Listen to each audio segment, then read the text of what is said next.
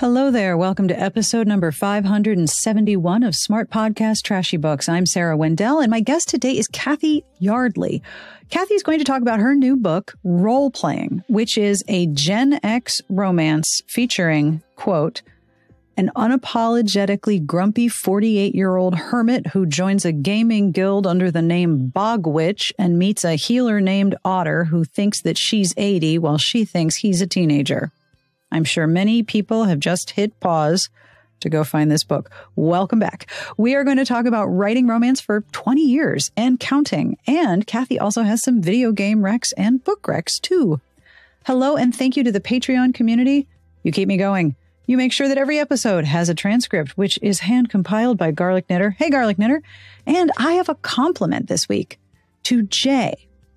A map has been made of every footprint you have left on the earth.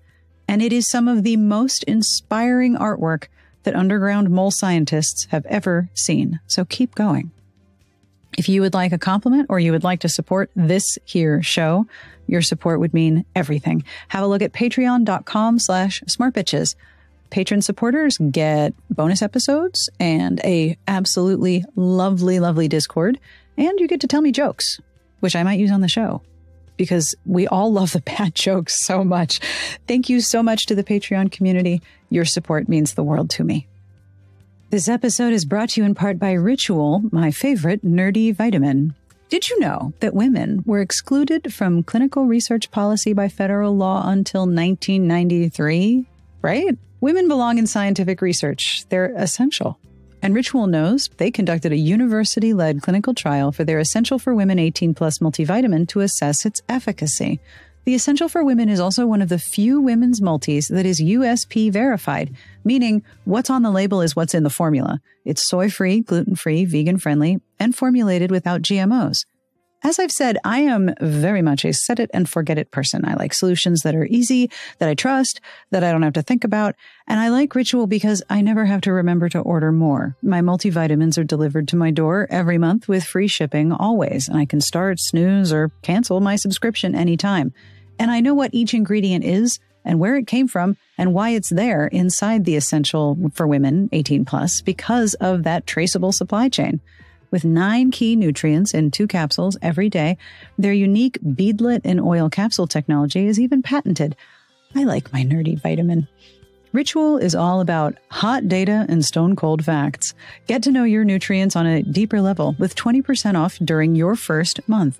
Visit ritual.com/Sarah to start Ritual or add Essential for Women 18 Plus to your subscription today. All right. Are you ready to talk about Gen X romance and writing romance with Cathy Yardley? Let's do this. On with the podcast. I am Cathy Yardley. I have been writing contemporary romance and rom-coms for, over 20 years now. So wait, so you've been writing rom-coms since before all the books started being called rom-coms? Yes. Wow. Okay. So definitely imagine you putting on hipster glasses and being like, before it was current. Before it was cool. Yeah. You and me and a bunch of other people, we have little rocking chairs on the front porch of the romance old folks home. We're just going to sit there and be like, I remember rom-coms. I published with Harlequin Duets. That was my first book. No. Yes. That imprint died like 10 years ago, more? Well, I signed the contract for that in 99 and got published in 2000. I had no idea what I was doing. That's funny. Neither did I. It was just like sure. And this is where, we rock it to the end now. Wow. Harlequin Duet. Man, there are so many Harlequin imprints that I miss. I miss Harlequin Bombshell. Do you remember the Bombshell books? Oh my God. Yes. They were so good. And, you look now, it's like they were ahead of a trend because if you look now, there's all of these female forward adventure stories, I think is what they're technically called in the industry. Got Darby Kane, you got Deanna Rayburn, you got all of these people in different parts of romance writing, women doing cool stuff. That was Bombshell. I know. They had like weird glints of brilliance here and there, where it was like where you could see the potential. Yes. And then things just jumped the rails. Yep. And then they disappeared. Yep. Amazing ideas, never enough support. Welcome to the story of publishing. Yes. In all aspects. Yes. You have been writing for 20 years. Wow. Yes. Okay. So your latest book is role playing. Just tell me all the things about this book. All the things. It's coming out from Montlake Romance. It is a Gen X romance. Oh, I'm listening. Hi. Yes. It is about a 48-year-old feral hermit woman whose son has recently gone to college. And she's having some transitional issues. She's mostly worried that he's not going to be social. They're both kind of introverted. She has not been a great role model for this. So they make a deal where she will try to be more social if he does. I feel so naked right now. This is like literally my story. I'm getting that a lot, strangely, because she joins this online gaming guild as a kind of sop toward that. And she meets Otter, the healer, and the leader of this guild. The thing is, this guild is from a community college. She assumes that he's 20. He got her contact information from his mother. He assumes that she's 80. So you For the record, listeners, I almost just spit water all over my desk. At one point in the story, her friend jokes, it's like You've Got Mail meets Harold and Maude. Everyone listening who's now like, I'm sorry, what was that book? That book is Role Playing by Cathy Yardley. Thanks for listening. It's been great having you. No, actually, I know that what my listeners do is pause and then add things to their wish list or add things to their cart and then come on back, which I appreciate y'all very much. So please go on. So needless to say, meeting in real life, hijinks are going to ensue and things like that. This is totally, and this is also kind of an old school term, but this is a book of my heart. When I turned it in, I was just like, they are going to be like, what did you do? The heroine is Vietnamese, white, biracial, which is my lived experience. You have older protagonists. You have a little bit of a spoil, but it applies. There's LGBTQA representation. Awesome. Which I feel strongly about. It's set in a small town, but it's not a small town romance. So, like I said, I really did think they were just going to be like, okay, you must have been high and let's start over. But they were so like, we love it. So then we just sort of ran with this. That's fabulous. And they've done such a nice cover for it. It's very cozy. It is very familiar. All of the things, especially, for example, the heroine is wearing really slouchy socks. I was like, I have those socks. I got like 5 pair. When we first got the cover, and I love Lenny Kaufman's work. Oh, Lenny Kaufman is the best. Ridiculous. Like Lenny Kaufman is going to be like our Pinot, like of this generation of romance readers. Lenny will be our Pinot. When I first got the sketch, the female main character was barefoot. And I was like, no. She has to be wearing the chunky socks. It's got to be the thick socks. And a lot of the feedback I've been getting from the book so far, because right now it's available in first reads, which has been great, even though it launches officially in July. Right. But the people who are reading it are like, it's so cozy. It is so ridiculously cozy. This is the cover. It says what the book, it's like right what it says on the tin. This book is like cozy core. It's ridiculously cozy. It sounds like this was really fun to write. It was. It's a love letter to a lot of different things that I appreciate. To gaming culture and the fact that she is basically like a honey badger. And he is like the cinnamoniest cinnamon roll to ever walk the face of the earth. So they just work. And it's interesting because you're hitting on a particular period for a lot of people where there are these very vividly, publicly defined roles where you are a parent of a young person. You are a parent of a high schooler. That child leaves the house. Well, now you just disappear. There's very, very few. Your job is done. Your job is done. You are of no further use. Please report to your elastic waist pants and adopt some cats. Like, first of all, I'm all in favor of both of those things. I do not wear hard pants if I can avoid it.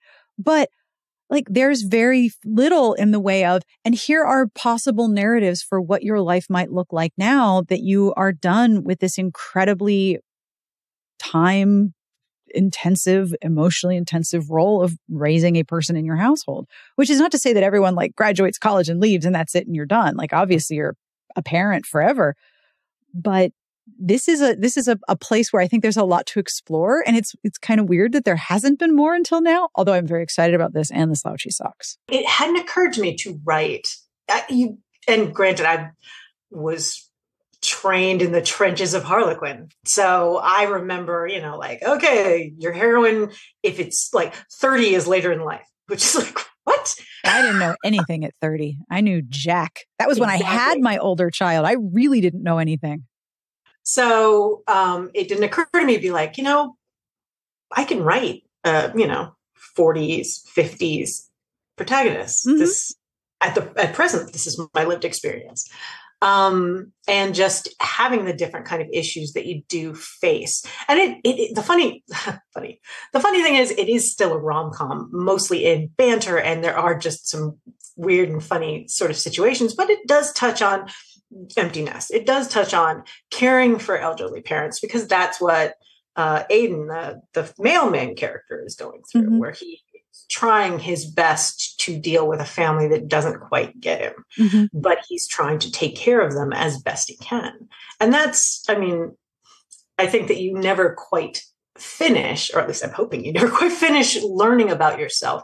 That's not a thing that's just in your 20s or just in your 30s. No. And it's not like a midlife, I'm going to buy a red car, figure yourself out. No. It's just like it's a slow build. You figure it out.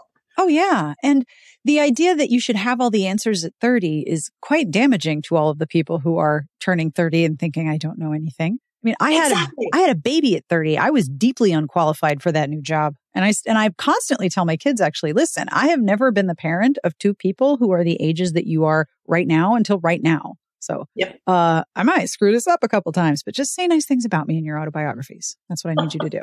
But it sounds like for you, writing this book was about also recognizing yourself in a lot of ways.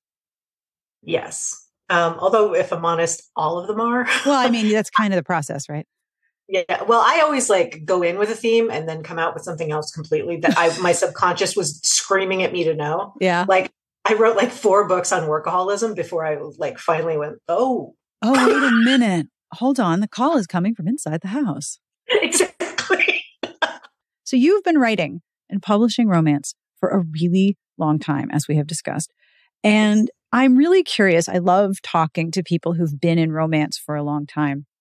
For me, the site is 17 years old. So I've been writing about romance for 17 years. It has changed a wee bit in that time. And I'm curious, what are some of the biggest changes that you've noticed that you're really happy about? And what do you wish would hurry up and improve already?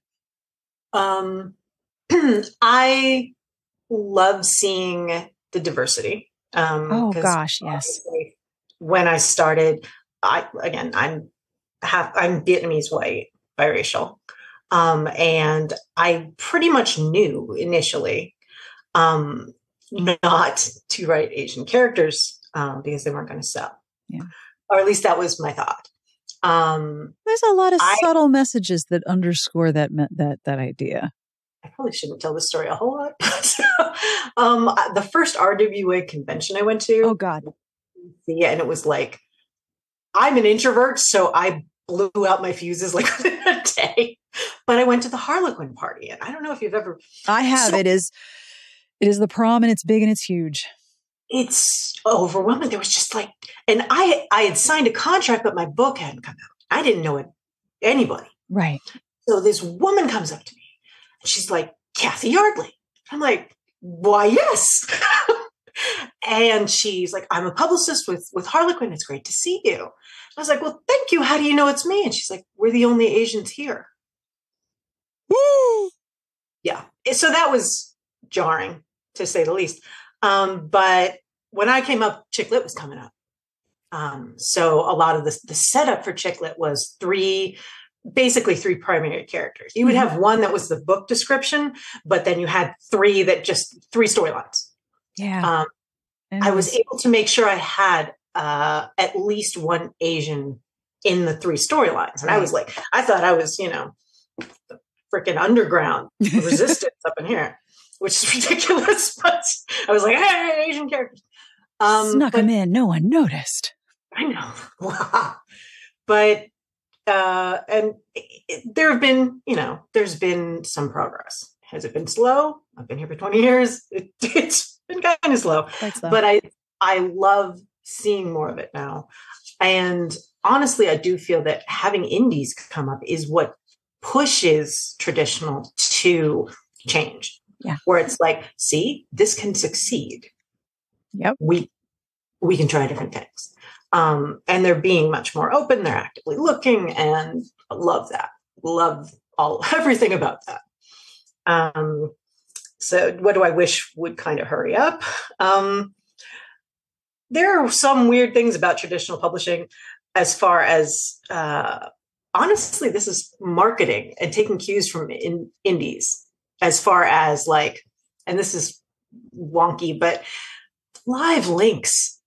Would it kill them to have live links to like a newsletter or back matter or something like that? It's like, well, how do you mean? Do you mean the dynamic links that update on your end? So explain what a live link is and explain why it's missing. Because I think I know what you're talking about, but I'm sure someone listening is going to be like, what's like what they don't code the link? It doesn't go anywhere?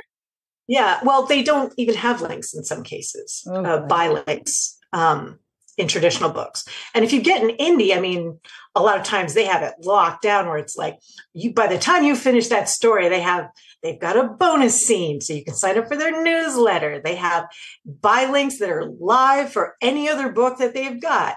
And they can track them. So these are all, in my mind, good things because it's never about the sale, it's about the sell-through.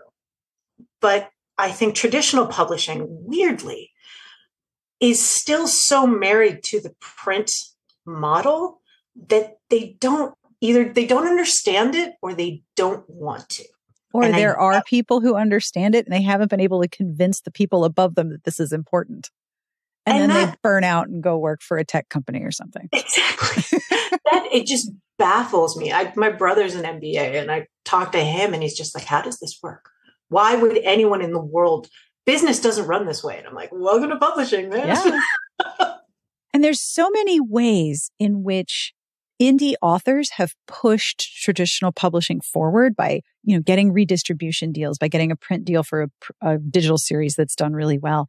And you see like these new ideas and it's like, wow, this is so clever. And romance, especially romance authors in the indie space are so creative technologically and in terms of marketing. It's astonishing.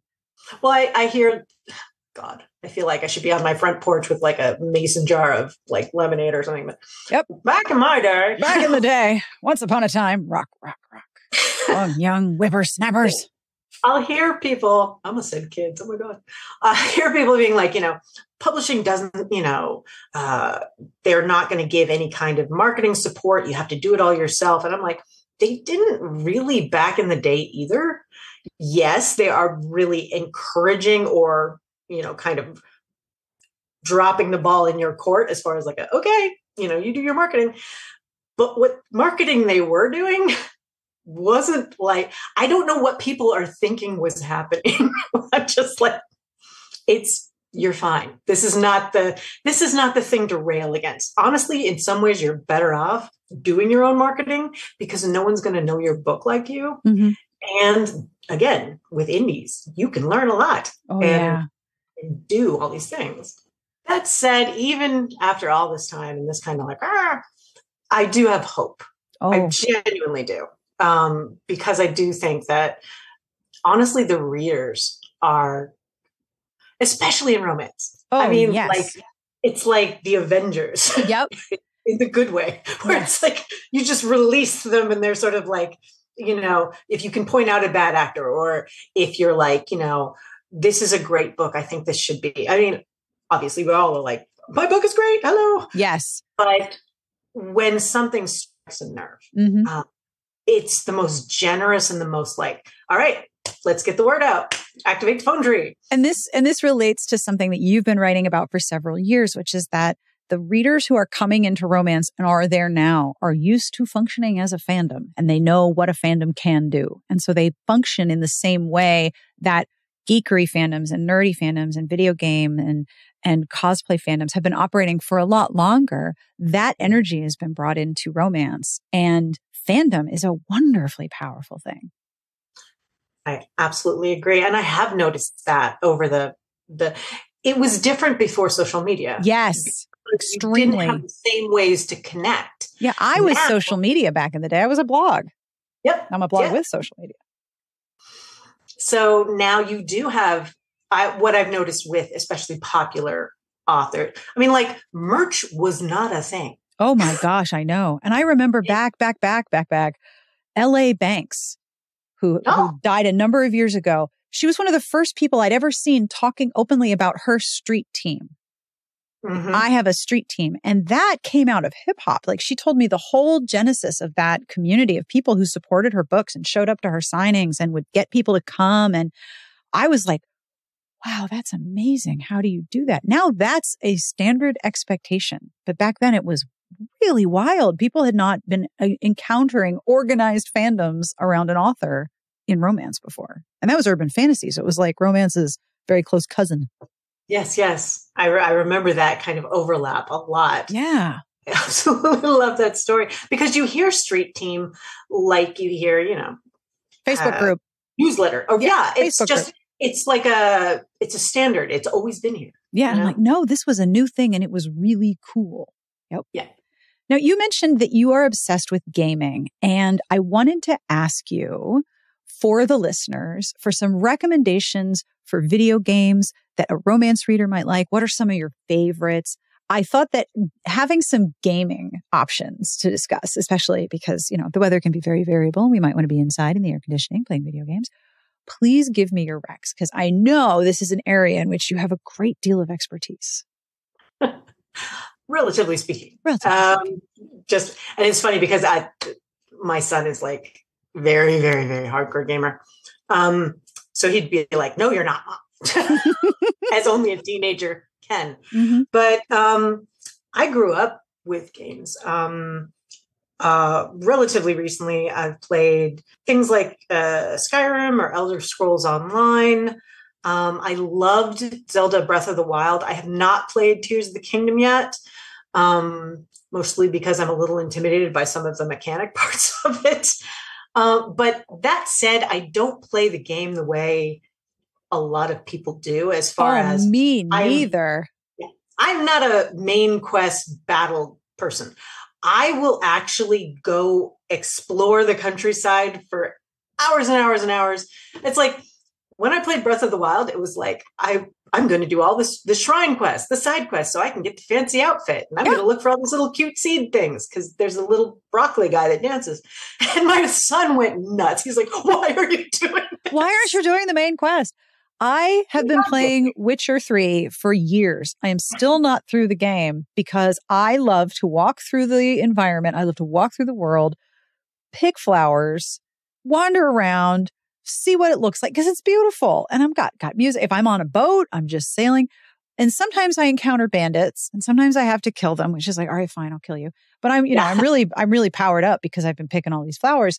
My favorite thing is that there'll be a bandit, right? And he'll have a helmet and a sword and he'll be wearing like medieval tighty whities and shoes. And that's it. And I kill him and it's like loot. I'm like, well, what does this guy have? An entire roast chicken is what I loot off a dead bandit in his pants. Like, what's he keeping in his trouser? Like, what?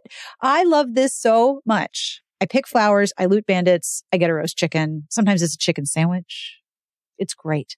I love wandering around and I'm like on whatever the easiest mode is. I love just wandering around a world, especially because I know how much work goes into the programming of that like open world environment. I love secondary quests. You mean to go do a treasure hunt? Oh, let's go. Let's go. Main quest? I can wait. Yeah.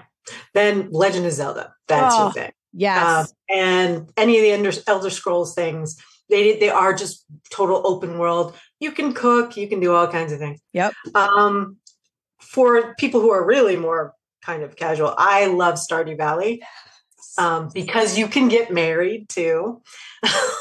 My husband is Elliot right now, and I'm very happy. The guy writes me poetry and will do chores and take care of the baby. He's got like the long, I hate to say it, but the Fabio hair. He's got Fabio hair and he writes romance novels if you select that option. Oh, yeah. I'm like, love this guy. So that's just fun because you can farm into stuff like that too. And you can pick the thing that you want to do. Yeah. You don't have to do anything you don't want to. It's very, very, very open to just you doing what you want to do. Yeah. There is a big YouTube gamer, Markiplier. Mm-hmm. Who, I mean, he has like 30 million subscribers or something nuts. And he's funny and he's respectfully, he's a good looking young man. It helps on the YouTubes. Actually, he was in some ways kind of an inspiration for my first book with Mont Lake. Because I got it the main male character is a gaming YouTuber. Oh, that's cool. Who's Vietnamese American. And it's all about kind of the YouTube world, which I was very fascinated by. Yeah. But anyway, he did a review of Dream Daddy, a dad dating simulator, and I just lost my mind. I was like, this can't be a real thing. And yet here we are. Yeah. Yeah. I also love reading books about YouTubers because it's another way of exploring fandom. And I think one of the things that romance explores a lot is sort of your inner and your outer personas, your real self and then your public self. And a YouTuber has a lot of public private self conflict. It's almost like a new variation of celebrity romance, especially if you're talking about that many millions of followers. That's true. In this one, the name of that book was Love, Comment, Subscribe. Nice. Very nice. Very nice. Thank you. And he is obviously the gaming YouTuber, and the female main character is a beauty influencer. Oh. And they knew each other in high school. They're both like total geeky, nerdy people. She was not happy about this. He was, completely happy with this. But they have this kind of, it's not enemies to lovers to say, it's annoyance to lovers. That's a term I'm hearing more and more now. That's a good term, annoyance to lovers. Because it's not like you've done heinous things to each other. You just bug each other. Yeah. Yes. And that he's joked that he's like a golden retriever that would love to just like hang out with her, and she's a cat who would definitely claw him if he came too close. It's like, he's like, this is not going to work. Mm-hmm. So, but they do wind up collaborating because a lot of the name of the game in YouTubing is collaboration to try to build your numbers. So she's like, I'm going to have to work with this guy because I think it'll really help. And he's like, she's one of my oldest friends. Of course I'm going to help. Yeah. And the fact that I've had a little thing for her for 10 years is notwithstanding. Oh, I love harboring a nice pine. Yes. Pining. Pine trees just keep for so long. So I always ask this question. What books are you reading that you want to tell everyone about? I just finished Tal Bauer's How to Say I Do, which it's got that left at the altar groom kind of trope. Mm-hmm. And so he goes on the honeymoon, he meets a guy there, and they wind up having a fake relationship because everyone's assuming that, they're the grooms, even though the guy was going to marry a woman. And of course they fall in love, but the groom is from New York City. The fake relationship guy has a vineyard in Texas. And I don't know if you've read Tal Bauer's work. I have not. The angst is just chef's kiss, and not in that kind of like manufactured, misunderstanding. None of that. It's just, and lyrical. The guy writes just beautifully. So I was like, okay, Tal's got a book out. I'm there. Oh, awesome.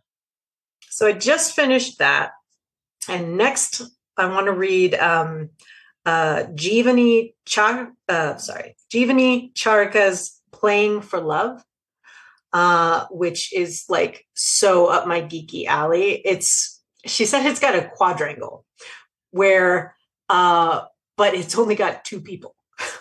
because it's a woman in love with a guy's online persona, falling in love kind of with his nerdy real self, not realizing they're the same person. Oh, that's very and vice versa. That is one of my favorite conflicts. I love like I said, I love the public and private persona and trying to work out where the real person is between those two things. Oh, yes, please. Yep. So as soon as I heard about that, I was like, bing, one click, I'm there. Any other books you want to mention? I don't know if it's still on sale, but I just snapped up This Is How You Lose the Time War. Oh, no one's talking about that book. I know. I figure if it's good enough for Biggless Dickless, it's good enough for me. There were people cosplaying as him holding the book at cons. Like, I just, speaking of fandom, like that is the perfect storm of fandom that you just, like, that's a meaningful experience. Like for example, I get a lot of pitches from publicists and whomever. They're like, this book has over 8 million views on TikTok. And I'm like, okay, what does that mean? Views of what? Views of one video? Views of a hashtag? Views of views of all of the books, all of the videos about what channel? What were they like? Why is that a meaningful statistic? Because I don't actually believe that 8.6 separate people all looked at this book. Like, I don't believe that that's possible. But with How to Lose the Time War, I absolutely believe that 8.6 million people looked at that book. I'll be honest, a friend of mine mentioned it before this whole brouhaha. Yeah. And I was just like, okay, that sounds interesting. Then this kind of hit, and I was like, well, okay. Yeah. Now it's a bit of a cultural thing. Yep.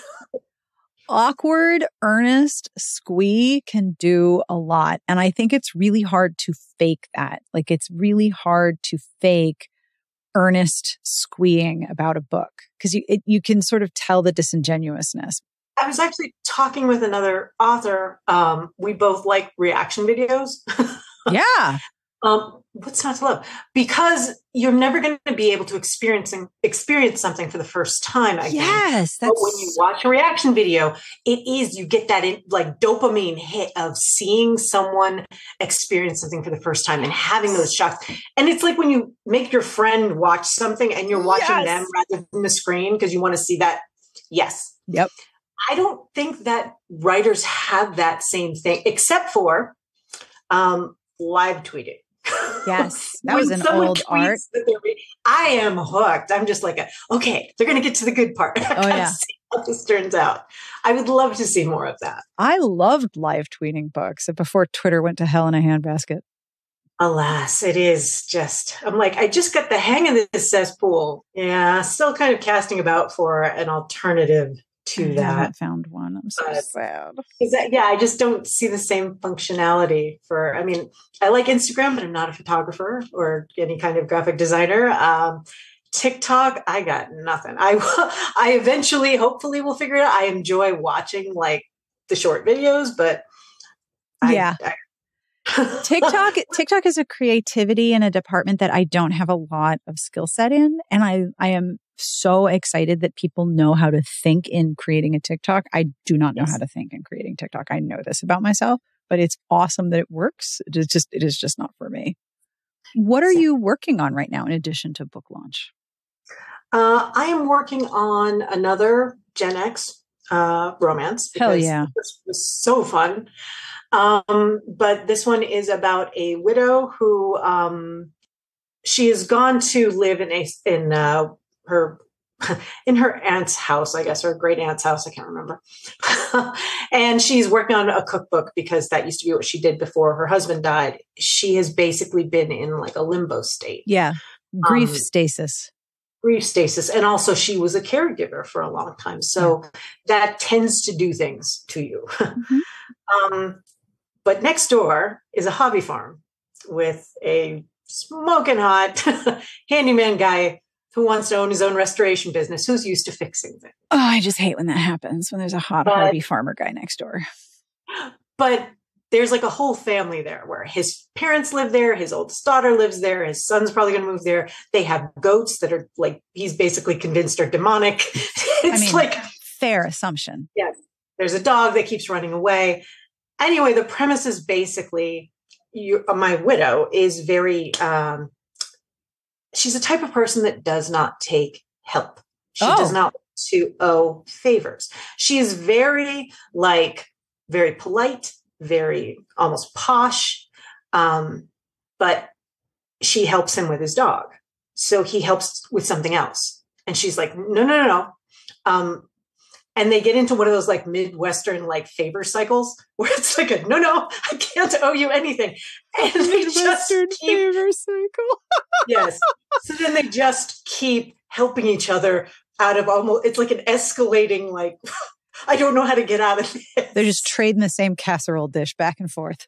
Yeah, and it is the sort of thing where every time they try to help each other, something usually jumps the tracks, and then the other person is still trying to compensate. Where it's like, here, I will fix your garage. Well, now my dog has broken into this. Yep. Okay, you gave me this. I'll make you this. Oh, it went horribly wrong. Yep.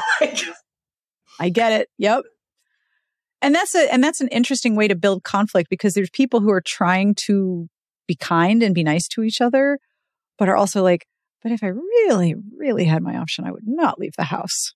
Yes. Yep. I do think, and I'm sure in some ways, not that the pandemic is going to be in the book, but I do think that has kind of accelerated that whole, like, I don't want to be around people necessarily. Oh, yes. And I do think that as you get older, you don't have the same like friendship making sort of skills or, and when your spouse has died, that network, any network that you might have had isn't necessarily there if you're not an extrovert. Yeah. And it becomes this like, okay, I guess this is me now. Yeah. And like we were saying earlier, that role becomes everything. And then when you don't have that role, well, what are you? What do you do? What are you doing? And who are you again? I have a life that I have all this time. Like, what do I do with it? It's a big transition. And like we were saying, it's not really represented a lot, even though it's incredibly common. Where can people find you if you wish to be found on the internet? Well, of course I do. Obviously not TikTok. Nope, clearly not. I am on Instagram. I am on Twitter, both at Cathy Yardley. And I do have a Facebook readers group called Can't Yardley Wait. I do love puns. So it cracks me up. It's a small but dedicated group. I mean, mostly just like kind of, kibitz and like share nerdy memes. I mean, that's what Facebook is for at this point. It's the only good thing left, groups and memes. Yeah. Right? But yeah, that is where I hang out, and I do like interacting with people. Otherwise, I have my website, CathyYardley.com, where I can, be emailed and things like that. Awesome. And that brings us to the end of this week's episode. Thank you to Cathy Yardley for hanging out with me. I will have links to role-playing and all of the other books she mentioned, plus links to everything we talked about, including I found a clip of the late L.A. Banks thanking her street team 14 years ago. It's kind of a cool artifact. It is definitely a cool artifact, actually. She was lovely. I will have all of that in the show notes at smartbitchestrashybooks.com/podcast. As always, I end with a terrible joke. This joke comes from Ernie from Sesame Street by way of JF Hobbit in the podcast Discord. Why couldn't the little flower ride a bike? Give up? Why couldn't the little flower ride a bike? It didn't have any pedals.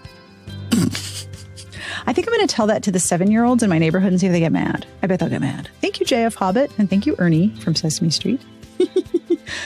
On behalf of everyone here, we wish you the very best of reading. Have a wonderful weekend, and we will see you back here next week. Smart Podcast Trashy Books is part of the Frolic Podcast Network. You can find outstanding podcasts to subscribe to at frolic.media/podcasts.